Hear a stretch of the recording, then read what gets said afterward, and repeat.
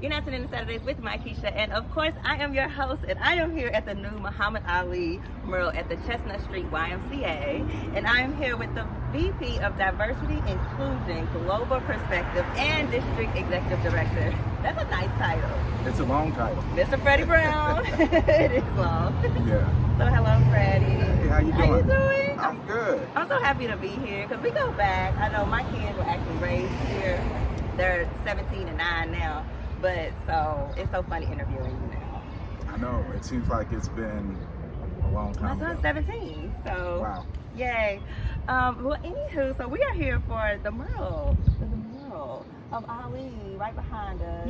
Yes. It's beautiful, isn't it? So beautiful. So yeah, my kids were once just playing right outside of that mural, waiting for their bus, and that's who it's inspired for. It's supposed to inspire is the kids just sitting outside and reading everything that it says. But before we get into like the meaning and all that good stuff, so I know that the picture or the painted, it was painted by Shepard Fairey. Yes. And so Shepard Fairey, I know he's done over 120 different murals in over 6 different continents. Right. And I know he did the Hope poster for Obama in 2008. Yes, that's like what he's most known for. Right. And if you look at this one, it has a lot of the features and the feeling of that Hope poster.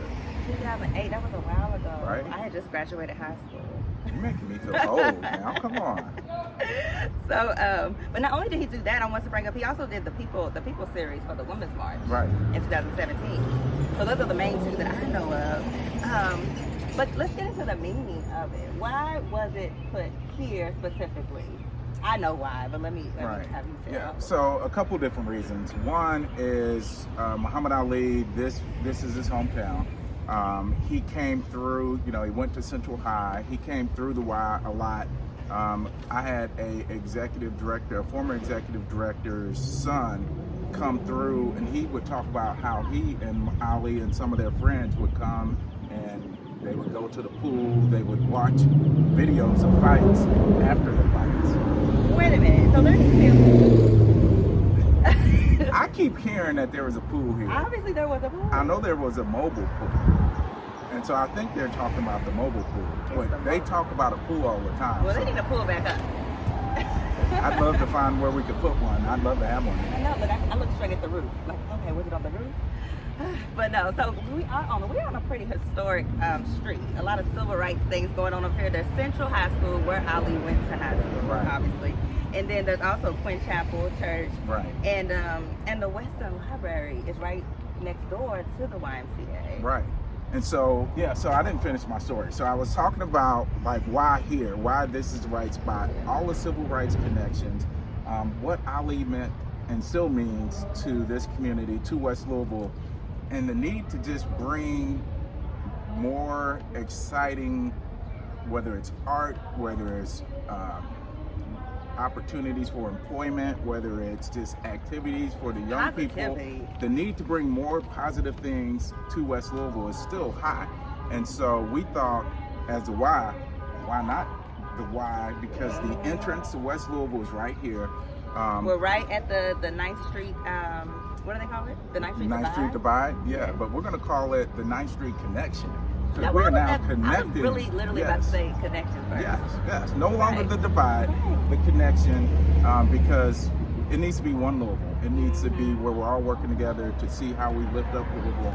And so, we're going to stop calling it because they say divide because once you go past this 9th Street, which is right in front of us, this corner right here, it's another. It looks totally different. And no, we're going to connect it. Right. And art like this does help beautify the area and give you hope. Because I know some of the sayings.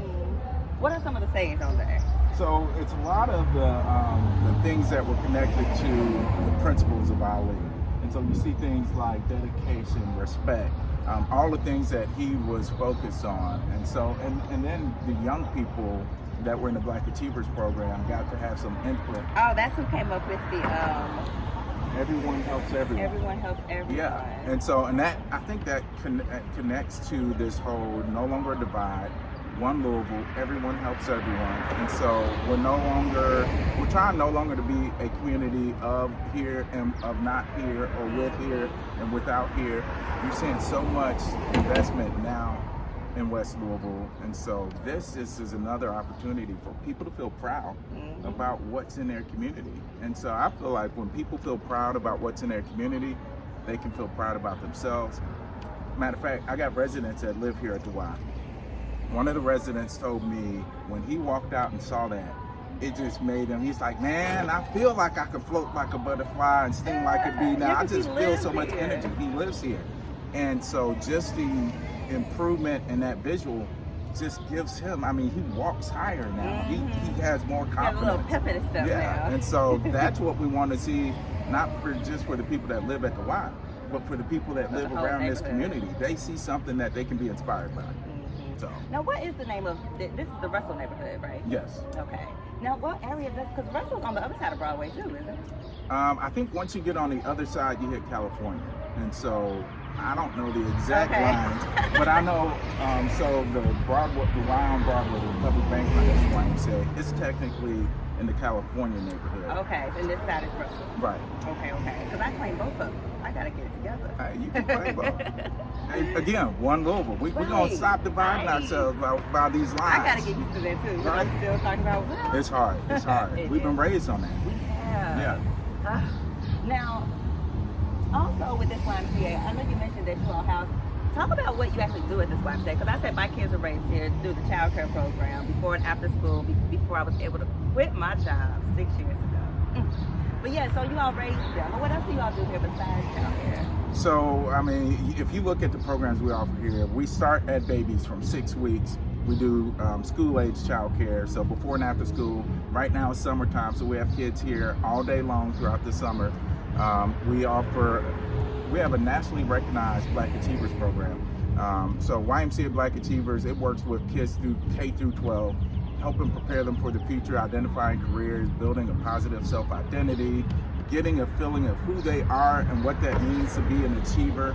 And so once they understand that, identifying a career that they want to choose and how to get there, what it's going to take, whether it's going to take a 4-year degree, a 2-year degree, whatever it's going to take, they get to connect with folks and build a network that's going to help them understand how to get there and will help them as they reach for those goals.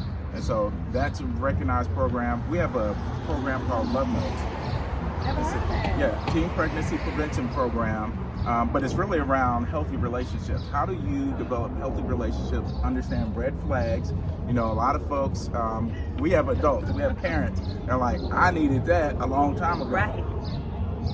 And we're working with parents on helping parents understand how do you build that relationship with your child so that they open up to you. One of the things we hear from most parents is, I ask my kids stuff, but they won't talk to me. And so, you know, we give them kind of some secrets, some trades, because basically what happens is the kid will be talking and saying something, and the parent's reaction is so out there that the kid learns not to open up anymore. Never mind. Because they don't want that reaction. And so we work with parents about how not to overreact, how to open up the door so your kids can begin to talk and share, and then how to make it even so that they share the stuff that is hard to share. Right. Because it's important for kids to have that trusted adult. The single greatest indicator to resilience in a child is a trusted adult in their life. So someone that they can open up to, because when they don't have someone to open up to, they turn the wrong direction. And so we are trying to create more opportunities for young people to have a trusted adult and encourage parents to be that trusted adult.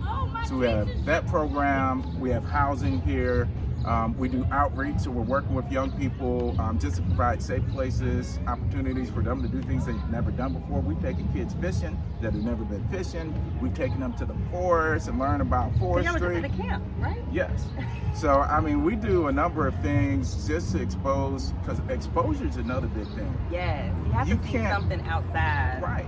It's hard to dream when you're limited in your environment of this small thing. It's hard to dream bigger. And so the more we can expose kids to the things that they never get to see, things that are way out there, the more they can dream big and imagine themselves doing things that they haven't seen.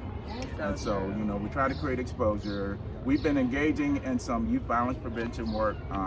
So we do a little everything, and we do membership here. So traditional YMCA membership. Don't forget the membership. Yes.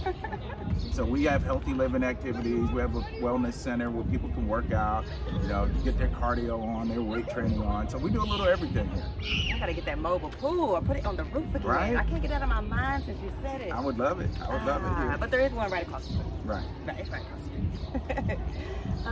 One thing I did not want to, well, before I even say that, I know you have a back to school bash coming up. So I do want to talk a little bit about that to make sure that we get the kids back. Because every year y'all have that. Right? Yes. So yeah, we feel it's important to get our kids ready for school.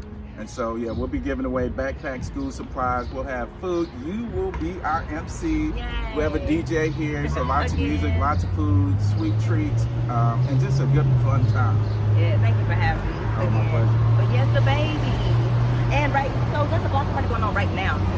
What is this block party for? So the Western Library has been doing a block party for the past few years, and so this is their party, and we are just one of the vendors here supporting them. So we're one of their partners. Okay. Well, I also wanted to mention, that's what I didn't want to forget. The picture itself was taken by Muhammad Ali's personal photographer, right? Right. Yes. And also one of his best friends. Yes. I want to get his name right and give him his flowers as well. So his name is Howard Bingham. Mm-hmm. So it's Howard Bingham was from here too. Right. And they were best friends. Right. And there was this personal photographer. So when I look at this painting, it does show. He said it was in a moment where he was just looking off into the distance, thinking of how he was going to change the world during an interview. Right. Thinking like 1967. Mm-hmm. So I don't know. I got to stop looking at it. Maybe because I'm so into interviews. But I was very fascinated by that part. Just the fact that he was in an interview when he took the picture, and he really is just always thinking about how to change the world. Right. Yeah, and so Shepard Fairey talked about like how he went through all these photos that Howard Bingham had, and how he picked that one because, you know, he said you see a lot of these pictures of Ali and his boxing gloves and, you know, I'm top of the world and all that kind of stuff. But he said he wanted to capture more of a visionary experience, like something that captured him as a dreamer, as a change agent. And that's so exactly what I mean. Yeah. And if you think about the Obama poster, it was all about change. It was about hope. And so this gives you that same kind of feeling of hope, of change, of a vision of a brighter future. And if you just look at this, I mean, it just pops. It's bright. It's colorful. I could look at it all day. I have to remember I am in an interview. Stop staring at it. So beautiful. Let's talk about the process before we go. I'm gonna let you get back to the block party, but let's talk about the process because it took 4 days to complete. Is that right? So days of actual painting. It was like 3 days of actual painting. So there was some prep work, getting the wall ready. They had to put a blank white coat as a backdrop. But the actual painting by the artist and his team, it was really 2.5 days. That is crazy. It was amazing with spray paint. No. Yeah. So I was amazed when I walked out and saw them spraying with spray paint. I was like, what? That's a lot of spray paint. What? So I was pretty amazed. Okay. Stop And the staring. team, they were such cool people. People would come up and start talking to them, and they would just like engage in conversation. A little girl came while they were working on the bottom and was asking some questions. They were like, well, do you want to help? They let her spray some paint at the bottom, some of that red paint. So a little girl got to spray some of that red paint at the bottom. And so they were just cool like that, just engaging the community. Mm-hmm. And it's protected, Yes. right? Yeah, so we have UV protection, anti-graffiti protective coating on top of it to keep it from wearing down. You don't want anywhere in town. Oh, it's so beautiful. And it goes up, but don't tell me it goes up 7 stories? Yes. 7 stories high. Whew. Well, all right. Okay. Well, I'm going to let you get back. But now, is there anything that you wanted to add before we go? I do want to thank you all. Thank the Chestnut YMCA for being a sponsor for the 3rd annual Black-owned Business Excellence Award. Thank you so much for that. You guys are actually our main sponsor. So my pleasure, our pleasure, we're excited. So I lead our DEI work, Vice President of Diversity, Inclusion, and Global Perspective. And one of the things Say it one more time. That is such a good time. Vice President of Diversity, Inclusion, and Global Perspective. So one of the things that we're trying to do, so we have 4 strategies. One's around recruiting, retaining diverse workforce. One's around creating an equitable climate and culture. One's around promoting equity through our programs and services. And the 4th one is really how we engage our community, how we make sure we pour back into our community, and so supporting Black businesses is part of that. But also how we make sure that what we do is honoring our community. And so we want to make sure that we aren't just like throwing stuff at our community, but our community is saying, this is what we need, and we're providing services that our community needs. And so my personal goal when I came here and aligned with the Y here in Louisville is how do I make sure that part of our role is to lift up West Louisville. I think West Louisville gets, it still in a way gets a bad rep.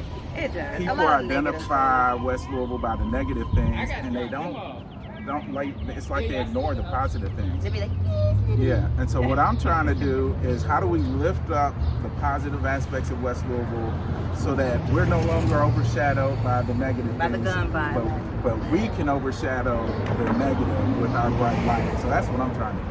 And that's one of the purpose for the awards is really to shine light on all these nominees. We have hundreds of nominees, thousands of people nominate and vote each year. And we just want to give them their flowers and let them know they're appreciative. And that's why we are a sponsor, because we believe that's what we need to do. We need to lift up these businesses, lift up the individuals that are doing these businesses, and figure out how we connect more people to these businesses. Yeah. And so I've got a team that's going to be going there, networking, is figure out, all right, who else is there can we connect with that we can provide business to, or connect them to someone that can do business with them. And you'll have goodie bags with little information in them. So everyone will get a goodie bag. We're so excited. So you can go to bobeawards.com for more information. It's BOBE awards.com. And also you all are a location for the Underground Lou. That's a weekly print and digital publication that comes out. We have over 40 locations, this being one. And it's just positive Black news, basically, resources, events, things to do. And that's theundergroundloop.com. You can check it out there and pick it up here every week. And then, again, is there anything that you want to add before we go?